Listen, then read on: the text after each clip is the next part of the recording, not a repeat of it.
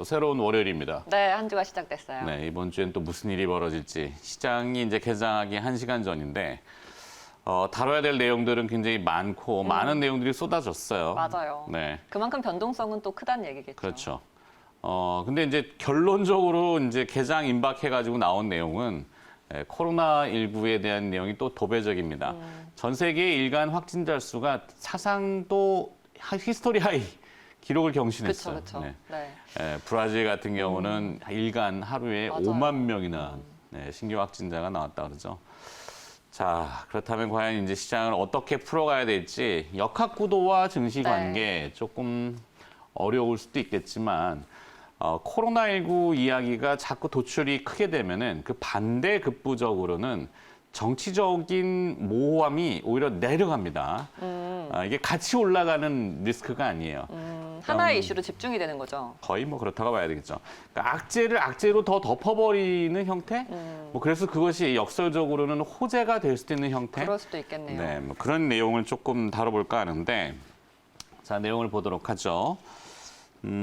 주말에 이제 중국이 미국산 농산물을 더 사들이겠다 이래가지고 장중에 주가가 올라가다가 네. 코로나19 확산 때문에 주가가 이제 내려가서 끝났는데 그 내용들을 쭉 보면 이제 뭐 애플이 매장을 몇 개 폐쇄한다 그랬어요, 다시. 맞아요. 그래가지고 주가가 약세였는데 네. 정치적인 이면을 보면은 몇 가지들이 나왔죠. 읽어주시겠습니까?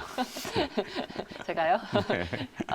He room where it happened? 이게 무슨 뜻일까요? 히는 아니고 사실 T자가 빠졌네요. The room? The room, 네. where it happened인데 이 존 볼튼 그 전 국가안보보좌관의 사실은 비불명예스럽게 해임이 됐기 때문에 지금은 굉장히 안 좋게 네. 이야기를 하는 거죠. 이게 뭐 저서를 냈어요. 그래서 그 방에서는 과연 무슨 일이 있었냐 뭐 이런 식인데 미국의 언론사들한테 이미 배포가 다 됐고 우리나라는 7월 8일 날 아마 출고가 되는 것 같은데 저도 내용은 잘 모르죠. 하지만 이제 외신 내용들을 몇 가지 번역본들을 보니까 아주 치졸한 뭐 자기 자랑 위주로 내용이들이 남아서 뭐 북한과 관련된 이슈를 많이 다뤘어요. 근데 네. 그것을 이제 그대로 전환하면은 굉장히 안 좋은 재료가 될 수밖에 없는 우리한테는 대북 재료가. 네. 하지만 그렇지는 않다라는 거. T자가 빠지니까 희한하네요, 저게. 그러게요. 저도 처음에 당황했네요. 네, 더룸입니다. 네. 제가 잘못 보냈었나? 하여튼, 네. 자, 그러면 이제, 내용 중에 또 보면은 지금 트럼프 대통령이. 바이든 후보가 네, 조 바이든 네. 후보가 중국으로부터 15억 달러를 받았다. 이렇게 이건- 하면서 네. 중국에 조사를 같이 해야 된다. 트럼프 대통령이 얘기를 합니다. 중국은 이미 조사 파일을 가지고 있는 것 같고요. 이 파일을 어떻게 전달해 주느냐에 따라서는 굉장히 그 파장이 커질 수도 있겠어요. 근데 아마 중국은 트럼프 대통령이 재선되는 것이 오히려 더 자국의 이익에 좋지 않을까?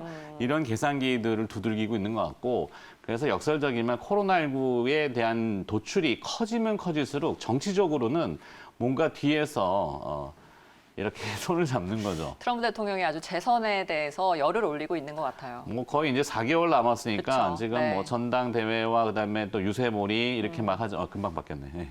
자, 유세몰이를 하고 있죠. 네. 하지만 흥행에는 지금 자꾸 실패하잖아요. 그쵸. 급해질 겁니다. 트럼프 대통령의 치적으로는 가장 대표적인 게 증시 이야기잖아요.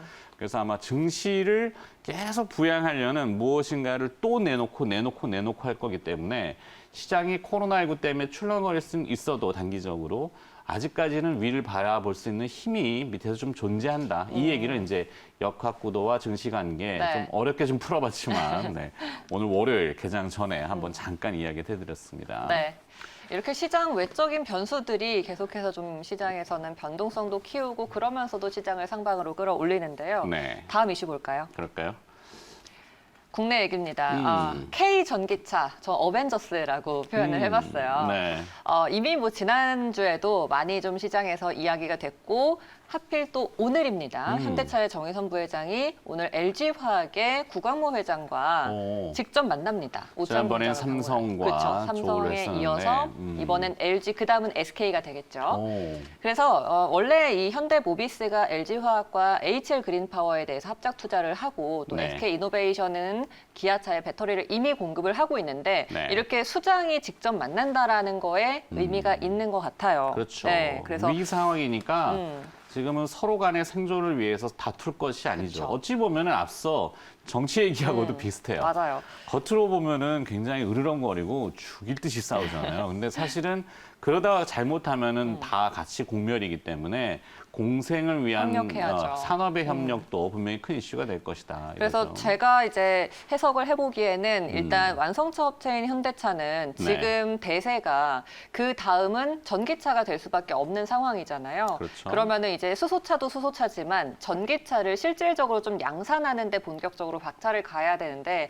이게 현대차 안에서 배터리를 내재화하는데 시간이 걸릴 테니까 우리 한국 기업의 대표적인 배터리사와 전략적인 파트너를 맺을 수밖에 없는 거죠. 그렇죠. 그리고 이제 뭐 배터리사들의 입장에서도 이제 정말 매출을 좀 뽑아낼 때가 왔는데 그냥 테슬라만 바라보고 있자니 조금 막연할 수 있으니까 정말 K 전기차 국산화를 위해서 현대차와 손을 잡는 것도 나쁘지 않은 계산인 것 같아요. 나쁘지 않은 게 당연히 해야죠. 네. 사실 네. 테슬라가 상징성이 있을 뿐이지 전 세계적으로 이 전기차 업체들과 그다음에 배터리 업체 간에 물밑에서의 그 보이지 않는 그쵸. 네. 이 뭐랄까요? 서로 간에 이제 협업을 해야 되는 실제로 이렇게 완성차와 배터리사가 이렇게 합종 연횡을 하는 예가 대표적이잖아요. 뭐 그렇죠. 폭스바겐과 노스볼트. 노스볼트, 테슬라와 파나소닉 이렇게. 맞아요. 우리도 이제 K 전기차와 K 배터리사들과 이 완성차가 만나서 K 전기차 드림팀을 꾸민다면 저는 개인적으로 이제 국산화를 한번 추진할 수 있지 않을까 바래 봅니다. 한국의 그래서 힘. 네. 이렇게 말을 제가 해봤어요. 아니에요. 중요한 이슈인 것 같아요. 네. 네. 전기차 이슈가 오늘 또 시장을 버텨내는 아니면 하나의 또 새로운 그쵸. 영역으로 네. 부각될 수 있는 좀 그렇게 되지 상반기가 않겠어요? 이제 좀 마무리되면서 약간 조정 기미가 많잖아요. 네. 근데 그럴수록 더 미래 성장주에 대한 쏠림이 가속화될 것 같고 그게 전기차 쪽이 아닐까 싶어요. 좋습니다. 뒤에 또 있나요? 여기까지입니다. 여기까지. 네. 김정은 앵커였습니다.